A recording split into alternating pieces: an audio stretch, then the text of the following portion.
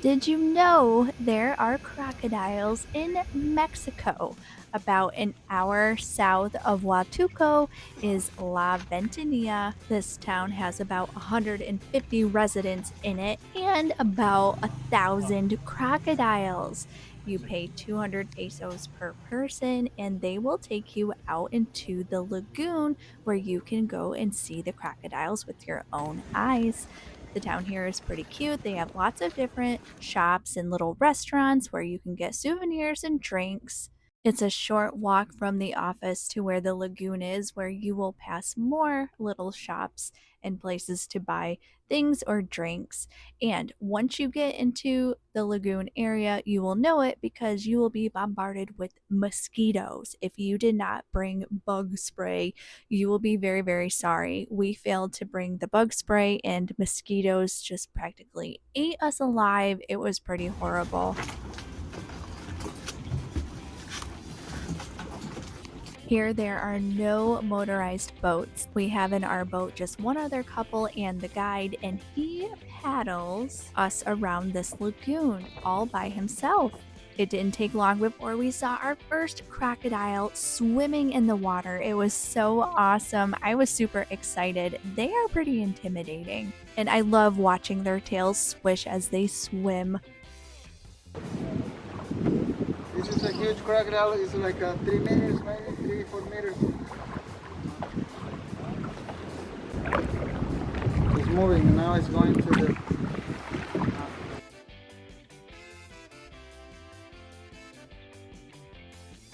In a lagoon, the water is very calm. Because of all the mangroves here, the water is very dark and it's basically black water here. When crocodiles sink down, you don't see them. Sometimes you will see bubbles from the bottom, and that's a good way to know that there is a crocodile right below. The scenery here in this lagoon is super beautiful. In addition to crocodiles, they also have lots of beautiful birds to look at, little lizards. We even saw a basilisk lizard. I didn't get that one on film, but we scared it and we got to watch him run on water. They have iguanas in the mangroves. We spent maybe 20 or 25 minutes out on the water. In my opinion, it was not nearly enough time. I would have loved to have spent hours out there just paddling around the mangroves and looking at crocodiles. But we then went over to the island where we got to see more crocodiles and iguanas.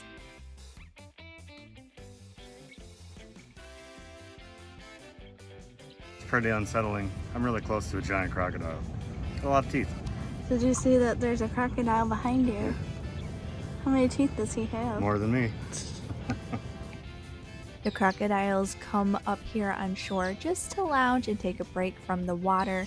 There is a small wooden fence between us, and the crocodiles will not go past it. However, it is a bit intimidating standing right next to these huge creatures with giant teeth.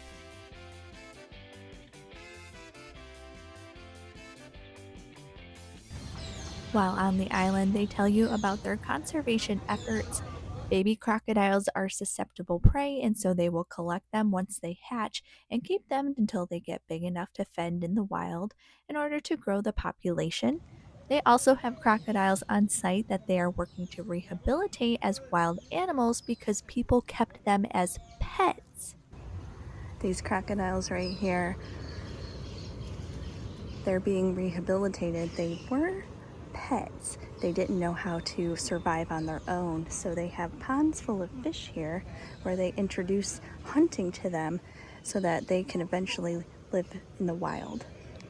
They also have a program to rehabilitate the deer population due to overhunting. They take you into the deer area where there are deer roaming loose, and we actually got to watch a little girl feed them. The deer here are a type of white-tailed deer, however, these are much smaller than the ones that we are familiar with back home in Michigan. We then got to meet the spider monkey. This guy used to be someone's pet. He can't live in the wild because spider monkeys are not natural to Mexico, and so now they just keep him and try to keep him happy. He was quite the character. He actually stuck his leg out and wanted his leg to be scratched, and then he turned his back to me, and then he wanted his back to be scratched. This is the first time Kyle and I have ever scratched a monkey, and it was pretty cool. His hair was actually pretty coarse, kind of like a German shepherd. Okay. And that pretty much concluded the tour. All in all, it was maybe an hour, if that. We then headed over to the beach, which was just at the end of the street, and waited for our sea turtle release.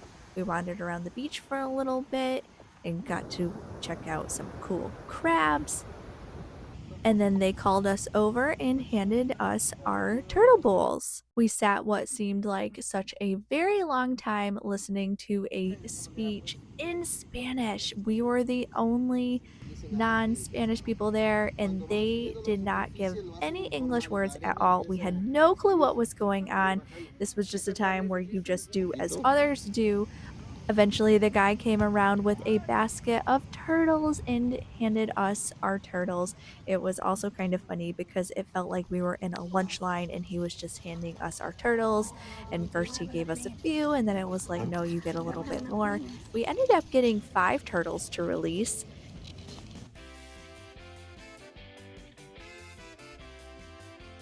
These are actually called olive ridley turtles. They are the species that most populates the area and comes ashore to lay their eggs.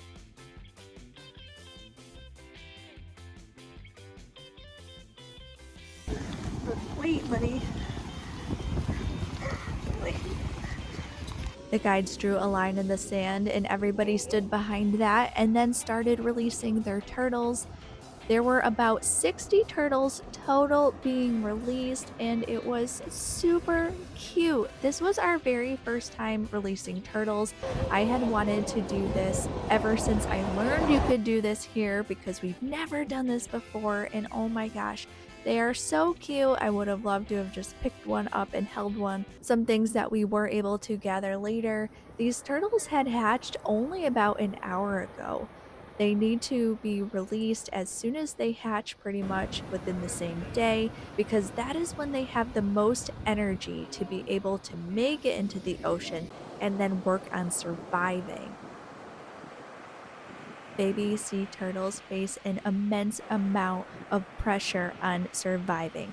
On land, to make it into the water, they can be taken by crabs, although the ones here were way too small. They could be ate by birds. Once they get into the water, nearly anything could eat them. It's a very sad statistic, but it's estimated that only one in about 1,000 sea turtle hatchlings survive into their adulthood. Of the 60 sea turtles that we released, all but one made it. It was kind of a baffling and devastating act.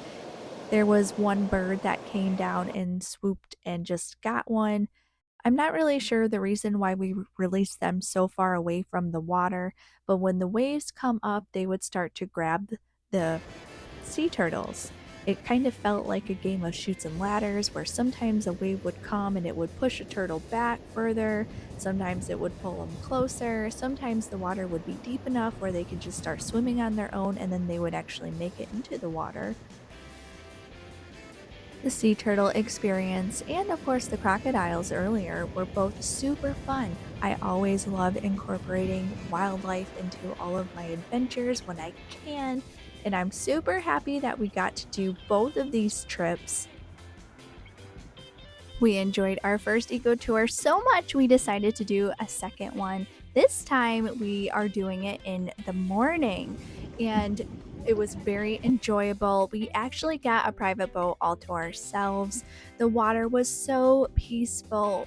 One of the best things we got to witness, there were 2 crocodiles that were on opposite sides of a little sandbar, and there were a bunch of birds. Well, the little crocodile that was on the right, he started creeping in a little closer to be more on the beach.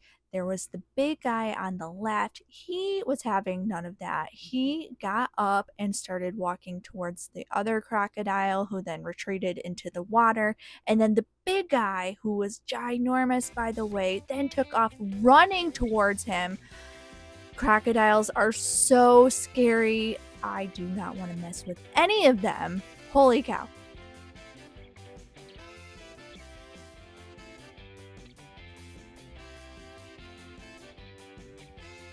I didn't think that we saw as many crocodiles in the water as we did when we took the afternoon tour, but we still saw plenty of crocodiles.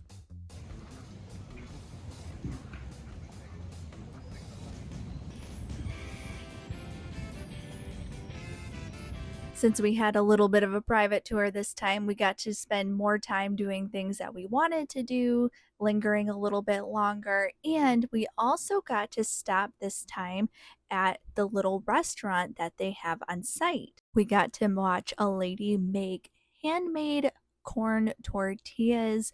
She showed us the whole process. It was pretty cool. And then, of course, we did order some quesadillas. They were super delicious and hot. They had drinks that you could purchase as well. So, of course, we ordered us a lemonade. They also had a little store there with lots of different handmade items and lots of different trinkets that you could buy. Beautiful.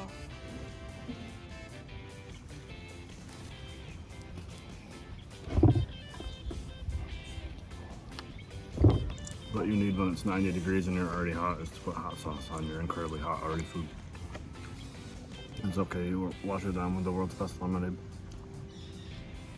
After lunch on our way out, we saw tons of iguanas and some more crocodiles had come up. It's pretty cool just to watch all of the wildlife that's out here just chilling. And it's very disturbing to see all these big crocodiles on the other side of the fence. They're not going to come through the fence, they only just come up on shore just to lay in the sun. But my, are they huge and intimidating.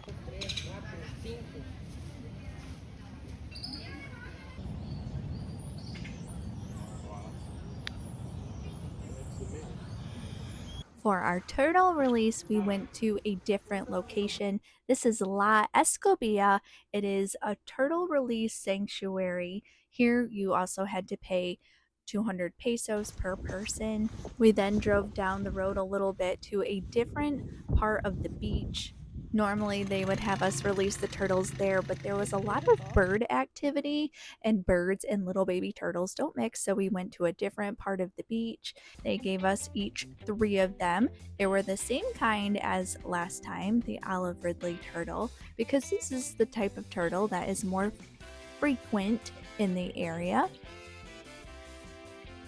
Since it was just Kyle and I releasing turtles, we decided to take turns filming each other and our turtles, making sure that we watched them all and made it safely to the ocean.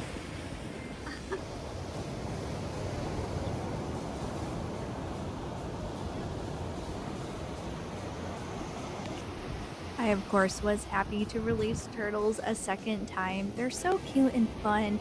And I got a super funny shot. I like to put my phone out in front and watch the little turtles go. They seem so excited to make it out into the water and live their life.